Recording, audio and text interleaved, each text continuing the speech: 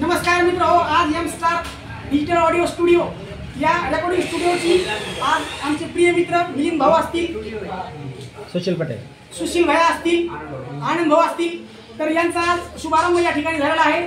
तर ओशेटचे 3 गाणी सर्वप्रथम मी त्यांच्याकडून रेकॉर्डिंग करून घेणार आहे, ही त्यांना मी आताच माहिती देत आहे। आज या शुभप्रसंगी त्यांची जी काय फीस असेल ती त्यांना मी देणार आहे। तर मी सर्वांना विनंती करतो की आपल्या मनातलं कुठलं गाणं असेल, काही प्रचार गीत असतील, प्रसार माध्यमाच्या माध्यमातून ते खूप चांगल्या प्रकारे संगीतबद्ध करतात।